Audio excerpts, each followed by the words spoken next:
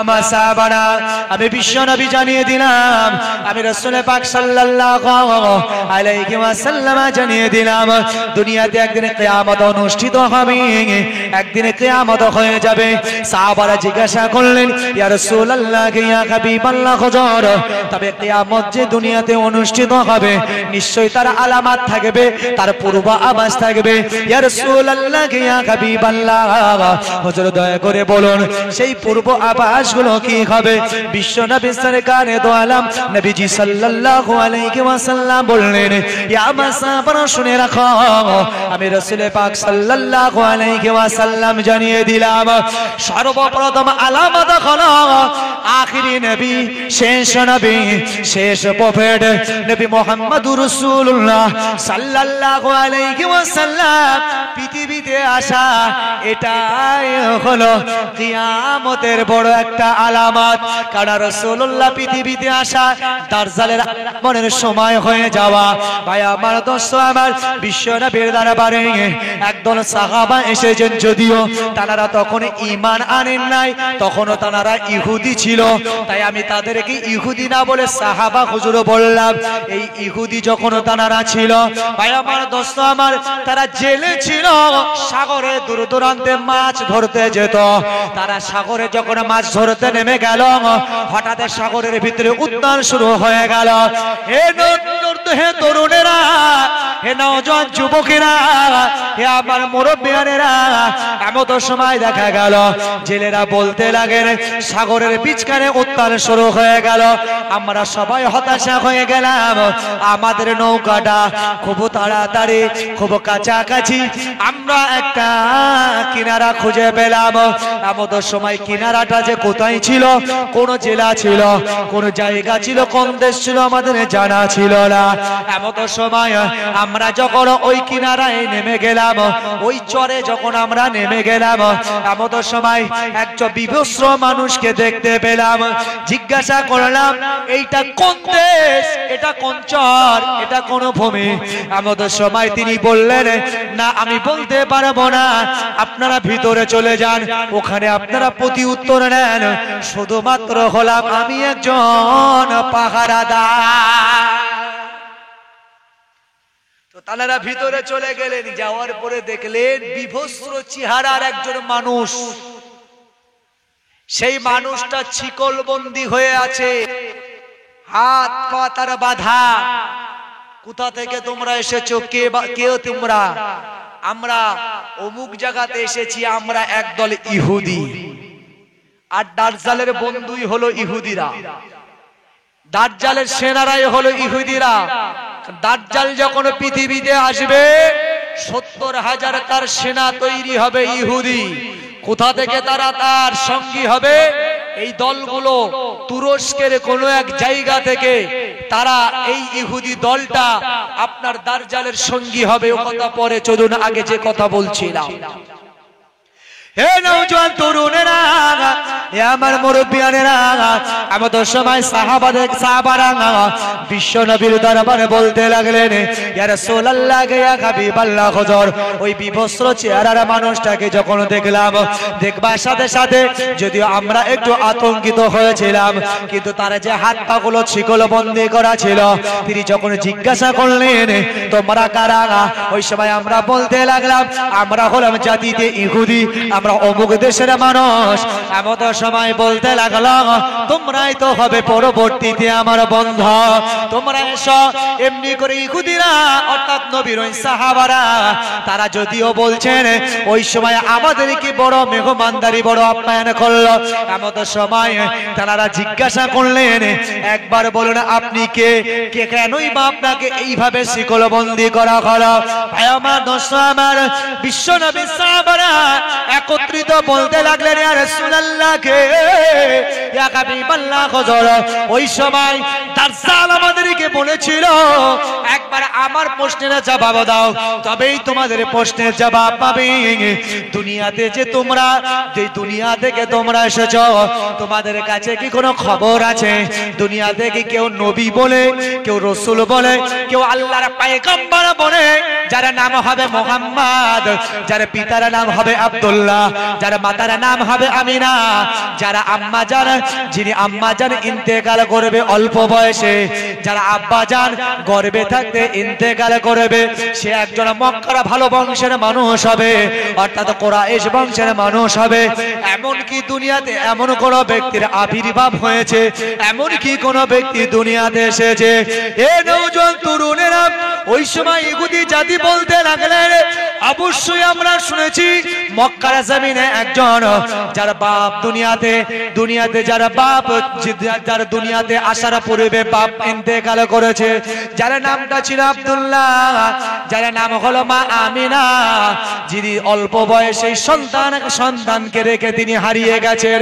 দাদুর কাছে লালন পালন, পরবর্তীতে সে তার চাচার কাছে লালন পালন হয়েছে, পরিশেষে সে একজন নবী হয়েছে।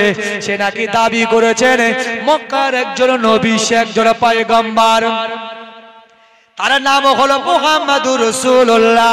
এমত সময় দাজ্জাল বলতে লাগলেন, তিনি খুশিতে তিনি আবেগ হয়ে বলছেন, হে আমার বন্ধুরা, তোমাদের আর চিন্তা নাই, তোমাদেরই বন্ধু হয়ে, তোমাদেরই দোস্ত হয়ে, তোমাদেরই কাছাকাছি মানুষ হয়ে আমি তোমাদের বন্ধু, অর্থাৎ আমার নাম দাজ্জাল, তোমাদের বন্ধু হয়ে আমি দুনিয়াতে আবির্ভাব করব। এবার দুনিয়াতে আমি চলে আসব, কারণ পৃথিবীতে যতদিন মুহাম্মাদুর রাসূলুল্লাহ না আসবে ততদিন যে আমি আসতে পারবো না।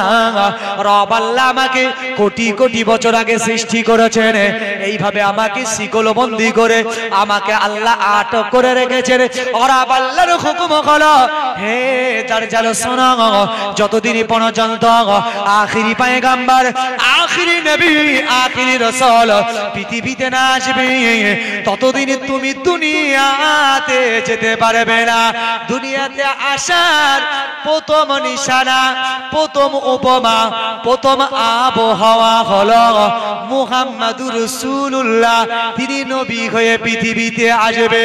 ও নবীর গোলামেরা, ও নবীর উম্মতিরা, এমত সময় ইহুদিরা বলতে লাগলেন, ইয়া রাসূলুল্লাহ কে, ইয়া হাবিবাল্লাহ, হযর আমরা ওই ওই ওই ওই চরের ভিতরে, আমরা ওই স্থানে দাজ্জালের থেকে নবীর প্রশংসা, আপনি যে আল্লাহর রাসূল, আপনি যে আল্লাহর পয়গম্বর, আপনি যে আল্লাহর নবী, আমরা আপনার নামটা শুনেছি, তাই আমরা আর কাল বিলম্ব না করি, আমরা যখন ওখান থেকে বিদায় নিয়ে আমরা ফিরে এসেছি, আমাদের মনের ভিতরে তামান্না জেগেছে সেই রাসূলের দরবারে যাব, যাকে চেনেন ওই সাগরের বিচখানে, যিনি নবীকে চেনেন না, যিনি নবীকে দেখেন না, যে নবী সম্পর্কে প্রশংসা, যিনি নাকি আল্লাহর পয়গম্বর, যিনি নাকি সত্য আল্লাহর নবী, সেই দাজ্জাল যিনি পরিচয় দিয়েছে।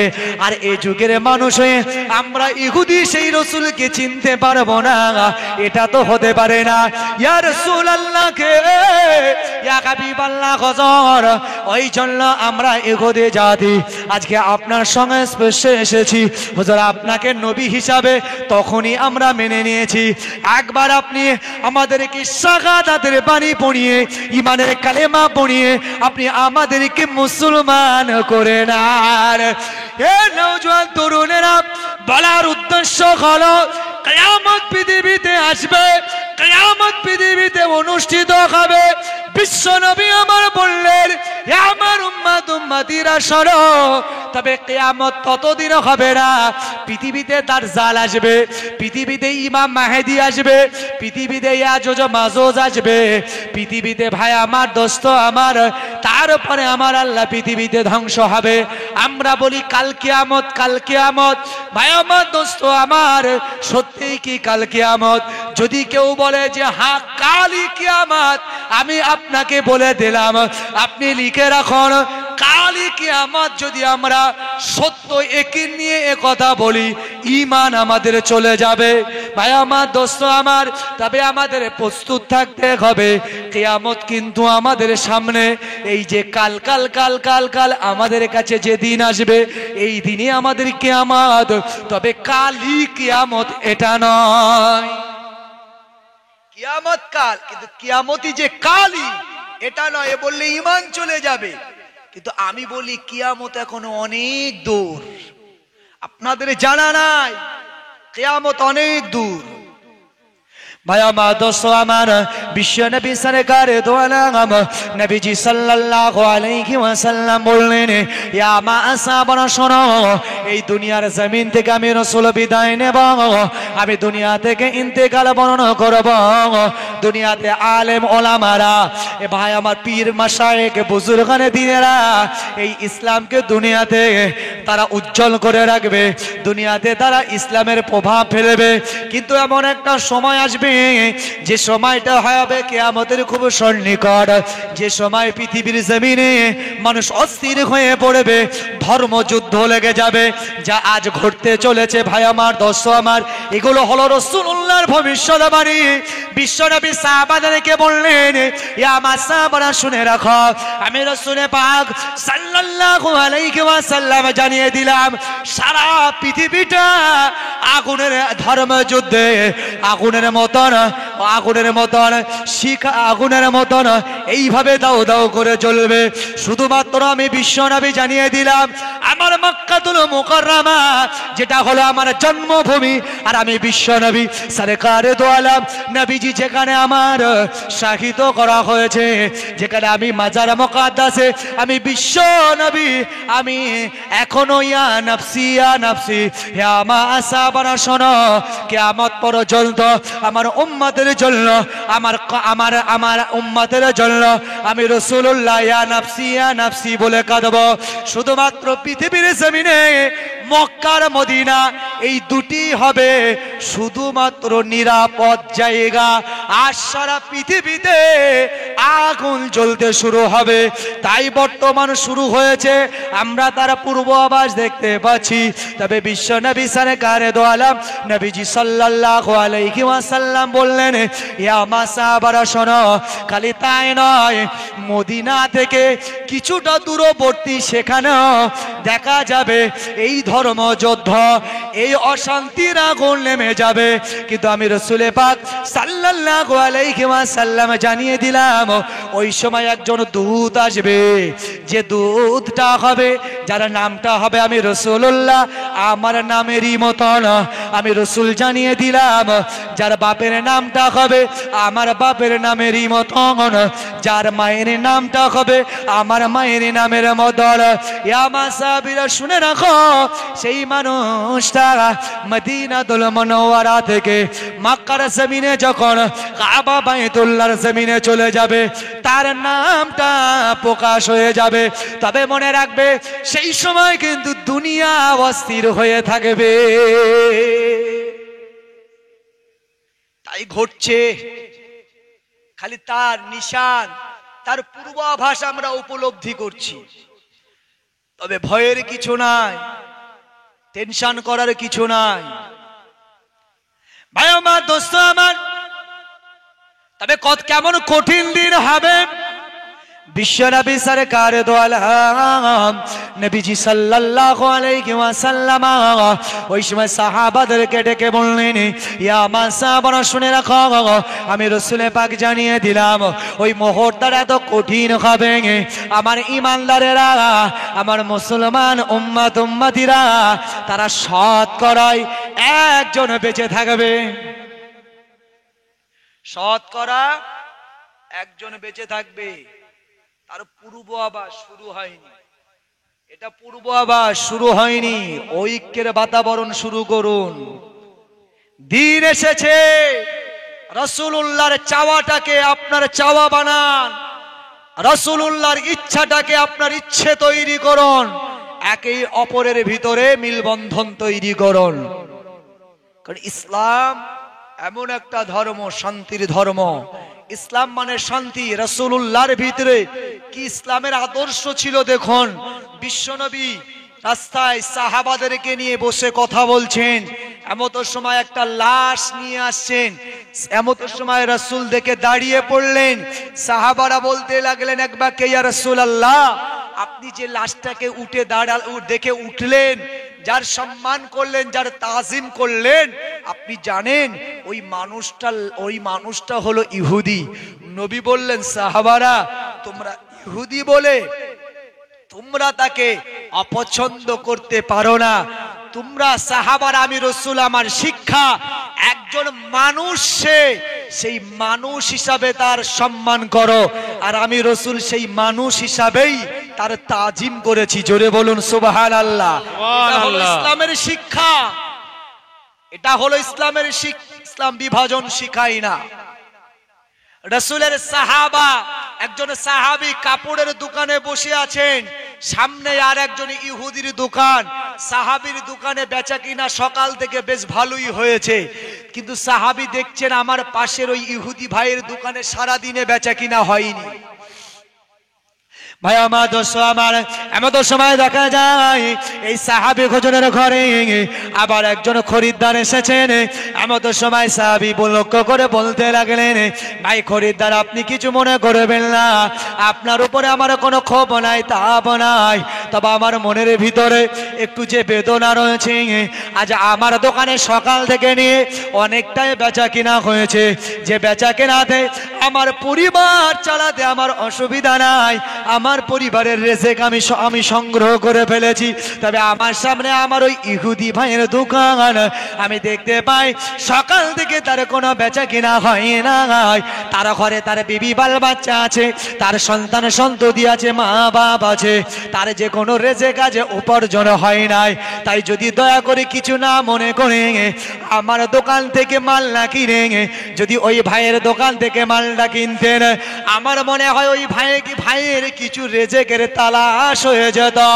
এ নওজোয়ান তরুণেরা, সাহাবীদের জীবনে দেখুন, সাহাবীরা বলছেন ইহুদি বলে হিংসা নয়, ইহুদি বলে বিদ্বেষ নয়, তার পরিবারের রেজেকের জন্য রাসূলুল্লাহ সাহাবীদেরকে শিক্ষা দিয়েছেন।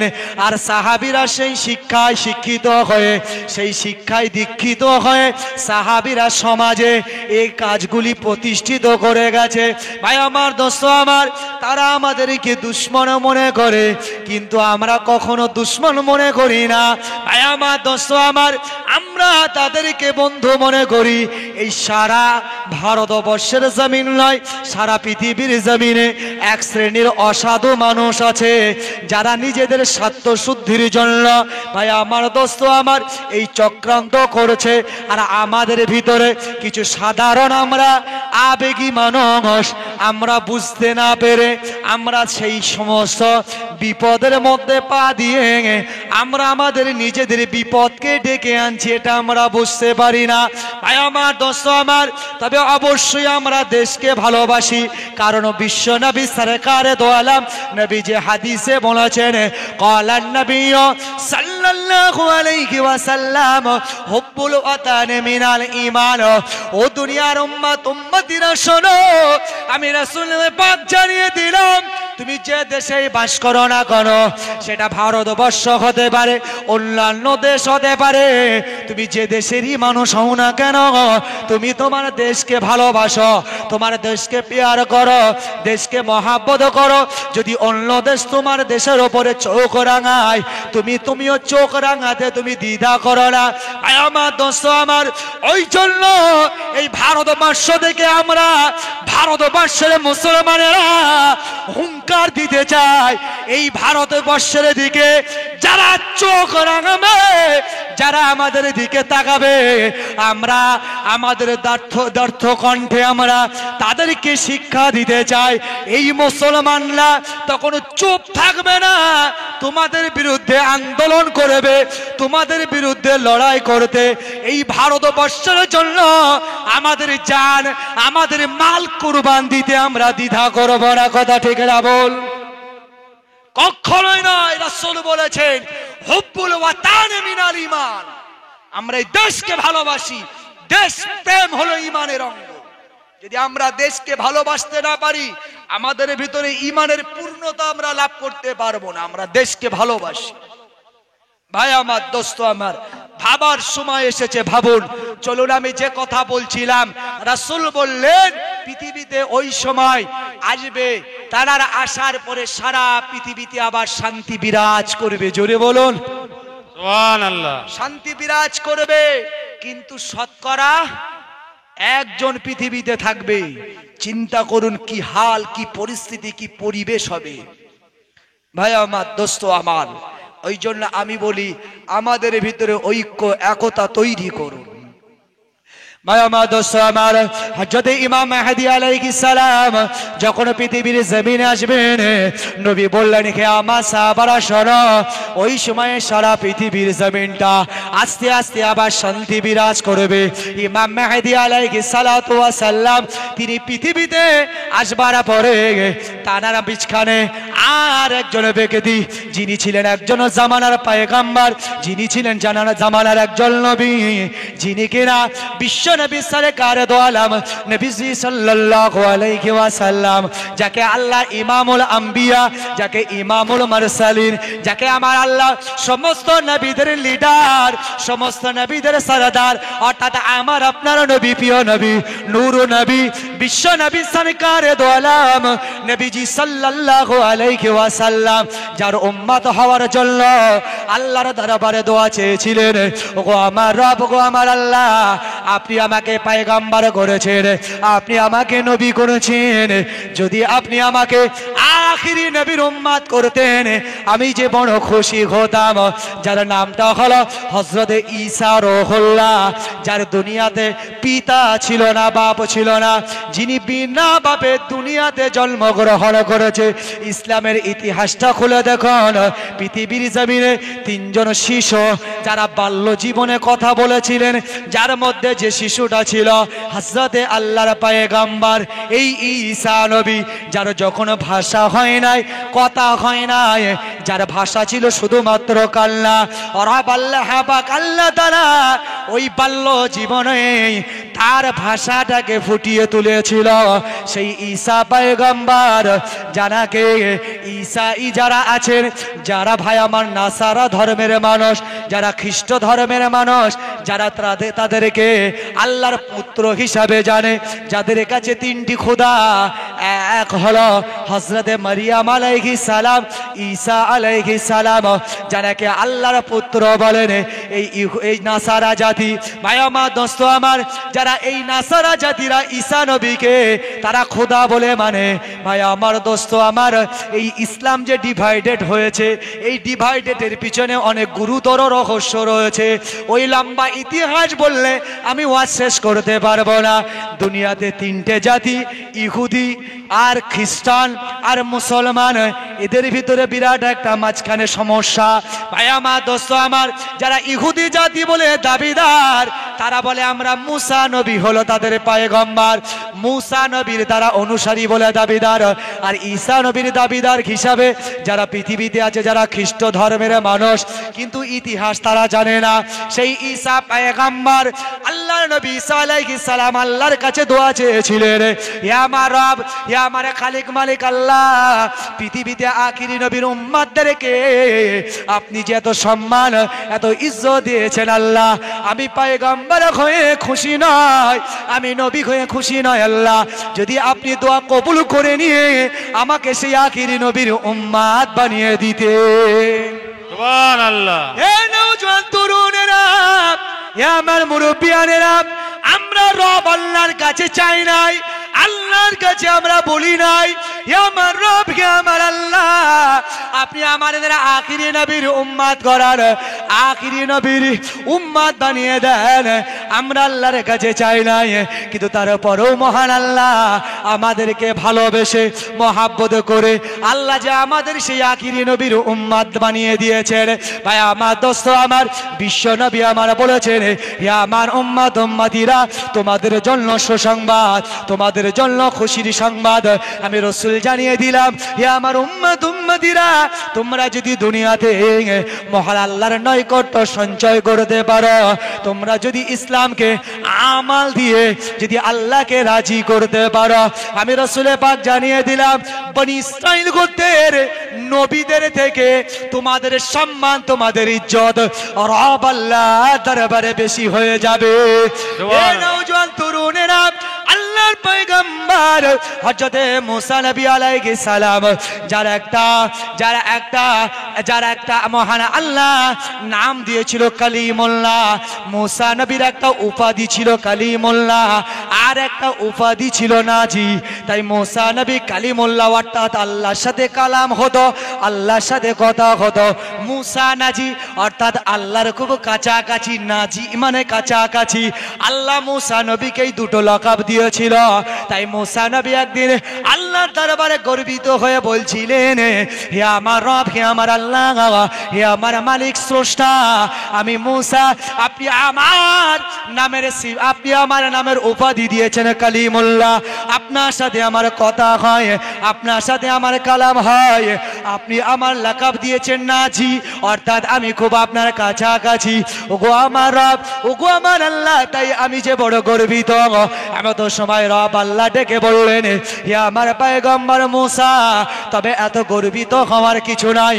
তবে আমি আল্লাহ জানিয়ে দিলাম, পৃথিবীর জমিনে নবী বলে নয়, তুমি তো একজন পয়গম্বর, তুমি যে একজন নবী।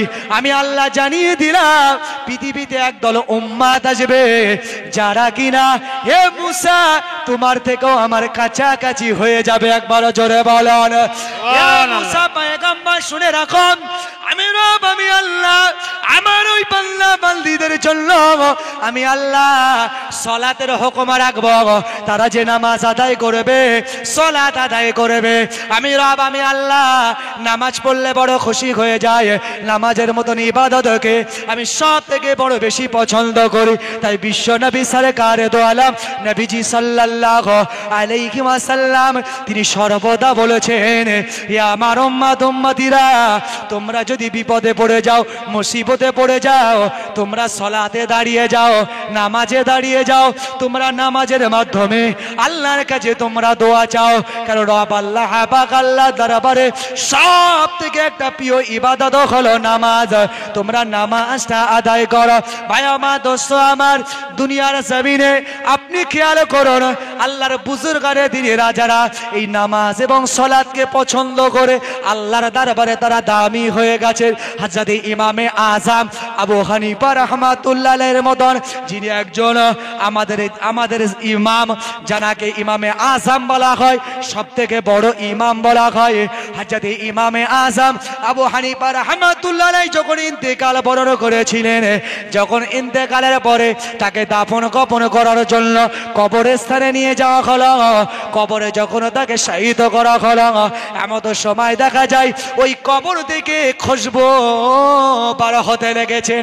একবার জোরে বলুন সুবহানাল্লাহ। নারে তাকবীর, নারে তাকবীর, নারে ইসালাত, নারে ইসালাত। ভাই আমার, দোস্ত আমার, হযরত ইমামে আযম আবু হানিফা রাহমাতুল্লাহ আলাইহি হুজুরের কবরটা যখন সুগন্ধে ভরপুর, ওই সময়ে যারা তারা দাফন করতে এসেছিল তারা তো মাটি দিল, আবার সকলে মাটি চুরি করে পকেটে ভরেও নিল, কারণ ওই মাটিগুলো সুগন্ধ হয়েছিল, খুশবুদার হয়ে গিয়েছিল। ভাই আমার, দোস্ত আমার, হযরত ইমামে আযম হুজুরের যারা কাছের মানুষ ছিল, যারা তার মুরিদে মোতাকিন ছিল, জিজ্ঞাসা করেছিল দূরবর্তী মানুষ যারা এসেছিল, হে ইমামে আযম হুজুরের মুরিদেরা বলো, তার জীবনে এমন কি ভালো কাজ ছিল যে কাজের বিনিময় ওরা আল্লাহ পাক আল্লাহ তাআলা দুনিয়ার জমিনে এমন অলৌকিক আশ্চর্য বিষয় আমার আল্লাহ দেখিয়ে দিলেন। এমন সময় মুরিদেরা বলতে লাগলেন, তবে ইমামে আযম আবু হানিফা রাহমাতুল্লাহ আলাইহির জীবন আদর্শের কথা কি বলবো, তবে আমরা দেখেছি তিনি সব থেকে বেশি নামাজকে বেশি প্রাধান্য দিত। আমরা দেখেছি যখন তার বয়সটা বেড়ে যায়, এমন সময় আল্লাহর কাছে দোয়া চাই, তো আল্লাহ আমি সারাদিনে 5 ওয়াক্ত নামাজ পড়ি, আবিনের নামাজ পড়ি, চাষের নামাজ পড়ি, ওগো আমার রব, গো আমার আল্লাহ, তারপরে আপনার দরবারে দোয়া চাই, আল্লাহ আমাকে আরো বেশি বেশি আমাকে 50 ওয়াক্ত নফল নামাজ বেশি পড়ার তৌফিক দেন। আবার কিছুদিন পরে দোয়া চাইতে দেখি, ওগো আমার রব, গো আমার আল্লাহ, 5 ওয়াক্ত নামাজের পর আবির নামাজ, চাঁদের নামাজ, তাহাজ্জুদের নামাজ 50 রাকাত অতিক্রম করে ওগো আল্লাহ আপনি আরো 50 রাকাত অর্থাৎ 100 রাকাত নফল নামাজ পড়ার তৌফিক দেন। যত বার্ধক্যে পৌঁছায় আস্তে আস্তে নামাজের অঙ্কটা বাড়ায়। এ নবী, হে আল্লাহর গোলামেরা, হে আল্লাহর বান্দারা শোনো, তবে আমরা দেখেছি তার জীবনে সব থেকে পছন্দের আমল যেটা ছিল সেটা ছিল সালাত, সেটা ছিল নামাজ, সেটা ছিল নামাজ, সেটা ছিল নামাজ। নিশ্চয় মহান আল্লাহ পাক আল্লাহ তাআলা এই নামাজের মতন আমলকে পছন্দ করে দুনিয়ার জমিনে আমার আল্লাহ উপমা উদাহরণ হিসেবে আমার আল্লাহ প্রতিষ্ঠিত করেছেন। একবার জোরে বলো সুবহানাল্লাহ।